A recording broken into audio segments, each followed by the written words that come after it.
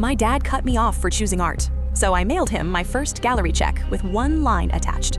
My dad always said art was for people who couldn't handle real work. When I told him I was switching my major from business to fine arts, he laughed. Not amused, dismissive. "Fine," he said, "be a starving artist, but you'll do it without my money." He meant it. My tuition bounced. My meal plan disappeared. I moved into a studio apartment that smelled like cigarettes and regret. I worked at a coffee shop from 5 a.m. to 2 p.m., then painted until my hands cramped. Winter meant fingerless gloves. Dinner meant ramen or day-old pastries the cafe was throwing away.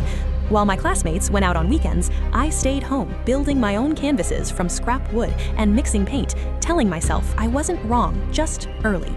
Dad's friends saw me serving lattes and reported back. "She'll come crawling back," he told them. 3 years later, my first gallery show opened. Tiny space, white walls, buzzing lights. I stood there in a thrift store dress, watching strangers study my work.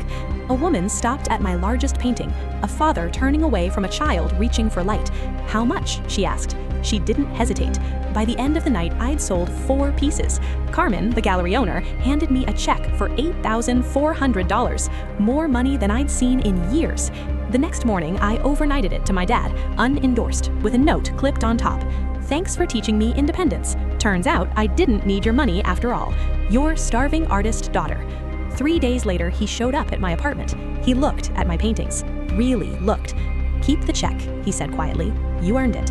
2 weeks later, a package arrived. Professional brushes, oil paints I could never afford. The note said, "For the real work, Dad."